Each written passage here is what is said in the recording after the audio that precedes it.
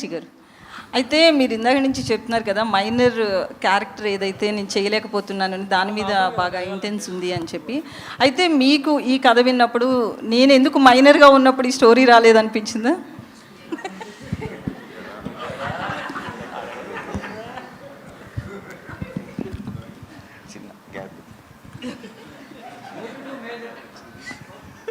సినిమాల్లో పాజెస్ అంటారు, స్పేసెస్ అంటారు వీటిని. ఇది కొంచెం బ్యాక్గ్రౌండ్ స్కోర్ కోసం అనమాట.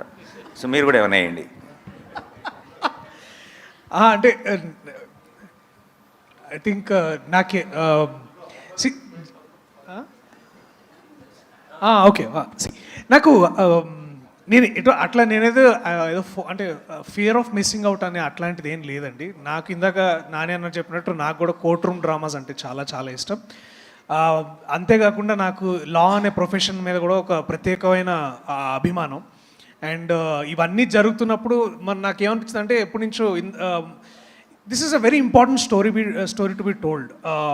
ఇందాక అంటే చెప్తున్నా అంటే ఇదేదో దీనివల్ల సమాజాన్ని మార్చాలి, లేకపోతే అందరికీ అవగాహన ఇవ్వాలనే అదొక definitely that's a noble aspect. ఇదొక అంటే సినిమా ప్రేరేపిస్తుంది మనల్ని, ఈ సినిమా ఒక ఇన్స్పైరింగ్ స్టోరీ అవుతుందని నాకు అనిపించింది మనోడు చెప్పినప్పుడు. సో ఇవన్నీ ఇట్లాంటి చాలా ఎలిమెంట్స్ కలిసాయి. సో బట్ ఈ మైనర్ క్యారెక్టర్ చేయాలా చేయకూడదా అనేది పక్కన పెడితే, అంటే నాకు డెఫినెట్లీ ఈ కథకి ఆ క్యారెక్టర్ చేయడానికి వాళ్ళే కరెక్ట్, ఎస్పెషలీ రోషనే కరెక్ట్, నేను కరెక్ట్ కాదు. కరెక్ట్ అయినా కూడా నేను డెఫినెట్లీ సూర్యతేజ అనే క్యారెక్టర్ చూస్ చేసేవాడినేమో. బట్ ఆ వయసులో ఉన్నప్పుడు నేను ఇంకా కాలేజ్లో ఉన్నాను. సో అది ఎప్పుడో క్రీస్తుపూర్వం అది. నువ్వు నేను నానిగారు హాయ్. నానిగారు ఇక్కడ హాయ్ హాయ్ సార్. బోన్లో న్యాయదేవతను నుంచోబెట్టారు. ఇది న్యాయ వ్యవస్థ పైన ఏమైనా సెటైరా, సజెషన్స్ ఏమైనా ఇస్తున్నారా, ఎట్లా? No it's not a satire or anything అండి, nothing to do with it. Just now justice is under trial అన్న ఒక స్టేట్మెంట్కి ఒక విజువల్ రిప్రజెంటేషన్ అంతే. జగదీష్ గారు, న్యాయ వ్యవస్థ పైన ఇంత పరిశోధన చేశారు, మీరేం చదువుకున్నారు, అసలు మీ ఎడ్యుకేషన్ బ్యాక్గ్రౌండ్ ఏంటి? అసలు హలో కెమికల్ ఇంజనీరింగ్. ఓ, ఎట్లా ఫామ్ చేసుకున్నారు? ఇది మీకు ట్రూ ఇన్సిడెంట్స్ ఏమైనా పిక్ చేసుకున్నారా, లేకపోతే ఎలా ఒక థాటేనా? ఇన్స్పిరేషన్ అయితే ఉందండి, ఇన్స్పైర్ అయ్యాను. ఒక ఇన్సిడెంట్ అని కాదు, నంబర్ ఆఫ్ కేసెస్ అని చెప్పాలి actually. Okay, through out all over Andhra తెలంగాణలోనే థౌజండ్స్ ఆఫ్ కేసెస్ ఉన్నాయి ఇట్లాంటి ఈ కైండ్ ఆఫ్ రిలేటబుల్ ఫ్యాక్టర్స్ ఉన్నవి. ఓకే, ఆ కేసెస్ అన్నిటికి కలెక్టివ్ రీసెర్చ్ అంతా కలిపి ఒక కథగా చేస్తే ఇది. ఓకే, నాని గారు, ఈ కోర్టులో మీకు ఏ సెక్షన్ ఎక్కువ మీకు అట్రాక్ట్ చేసింది, మీరు పిక్ చేసుకోవడానికి కారణం ఏంటిది? సెక్షన్లో ఏమి అట్రాక్ట్ చేయలేదండి, స్క్రిప్ట్ బాగా అట్రాక్ట్ చేసింది. And I genuinely believed in the emotion of course. Me court లాంగ్వేజ్లో మాట్లాడాను అంతే. అది అంటున్నారు, అలా అంటున్నారా? అది అయితే అది మనోడు ఆన్సర్ ఇవ్వాలి. సెక్షన్ల గురించి మాట్లాడాలి. నేను ఇంకా నా కెరీర్లో లాయర్ రోల్ ప్లే చేయలేదు. సెక్షన్ 11 అంట చాలా అట్రాక్ట్ చేసిందంట. ఓకే, అండ్ సో మీకు ఒక డిఫరెంట్ సినిమానో, ఒక కొత్త సినిమానో, ఒక మంచి సినిమానో అంటారు, అలా ఒక సపరేట్గా ఉండదండి. సినిమా చూసినంతసేపు చాలా మెయిన్ స్ట్రీమ్ సినిమా అనిపిస్తుంది. మీకు అన్ని జనరల్గా ఒక కమర్షియల్ సినిమాలో మీరు ఫీల్ అయ్యే ఎమోషన్స్ అన్నీ సినిమాలో టాప్ టు బాటమ్ ఫాలో అవుతారు. అంటే ఒక ట్రాఫిక్ రూల్సే ఫాలో అవ్వరు చెప్పాలంటే, రూల్స్ ఏది ఫాలో అయ్యే పరిస్థితి లేదు యూత్. అలాంటిది చట్టం మీద అవగాహన ఉండాలంటే సంథింగ్ షుగర్ కోటెడ్గానే మీరు సినిమా తీసి ఉండాలి. సో అలాగే ఉంటుందా ఎట్లా? లేదండి, షుగర్ కోటెడ్గా తీయాల్సిన అవసరం లేదు. షుగర్ కోటెడ్గా ఎప్పుడు తీయాలంటే ఈ నిజాన్ని ఇలా చెప్పలేము మనం అని మనకు ఆ ఫీలింగ్ ఉన్నప్పుడు కరెక్ట్గా రీసెర్చ్ చేసి ఆ నిజాన్ని నిజంలాగా మనం when we put it across, that is very much effective. And దాన్ని షుగర్ కోట్ చేయాల్సిన అవసరం కూడా లేదు. మనకి సగం డీటెయిల్స్ తెలియకుండా హాఫ్ హోంవర్క్ చేసి మనం ఎప్పుడైనా సినిమా చేస్తున్నప్పుడు దాన్ని షుగర్ కోట్ చేయడానికి ట్రై చేస్తాం. ఎందుకంటే మొత్తం ఎవరైనా ఏదైనా అడిగితే ఏదైనా అంటారేమో, మన పూర్తి రీసెర్చ్ లేదని ఒక చిన్న భయంతో.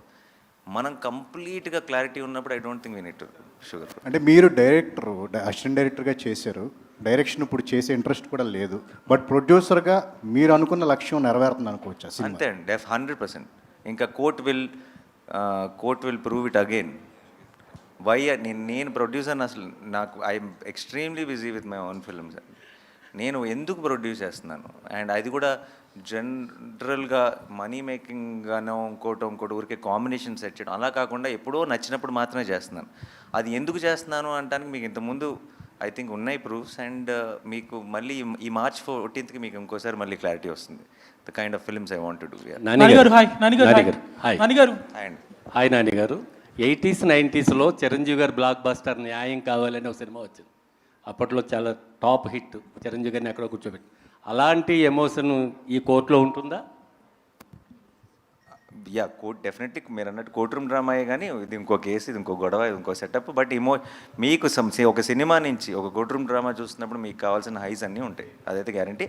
అండ్ అప్పట్లో చిరంజీవి గారు, యంగ్ చిరంజీవి గారు చేసిన పర్ఫార్మెన్స్ డెఫినెట్గా వీళ్ళిద్దరిలో ఉంటుంది. యా.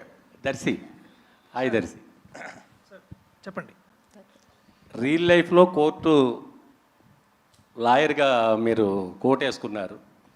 మీ రియల్ లైఫ్లో మీ best friend HYDRAA commissioner lawyer చల్లువాతి జయకృష్ణ ఉన్నారు. అవును, ఆయన దగ్గర నుంచి ఏమైనా అవుట్పుట్స్ కానీ ఇన్పుట్స్ కానీ తీసుకున్నారా? డెఫినెట్లీ.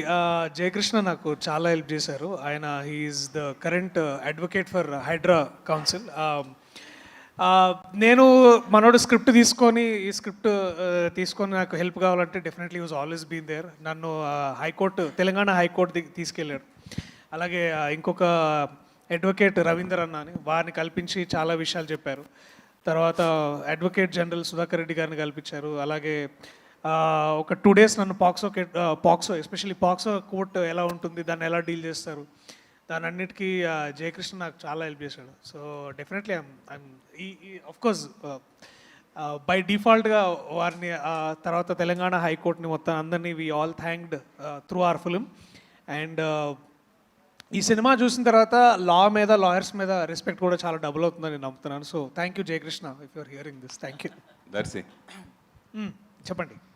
కోర్టులో వాదించడం తెలుసు, కోర్టు తీసి కొట్టడం కూడా తెలుసు, అట్లా క్యారెక్టర్స్ హీరో ఉంటాయి కదా. ఈ సినిమాలో మీరు ఓన్లీ లాయర్గానే ఉంటుందా, ఇంకే రకంగా ఉంటుంది? ఓన్లీ లాయర్గానే ఉంటుందండి, బుద్ధి బలంతోనే కొడతానండి.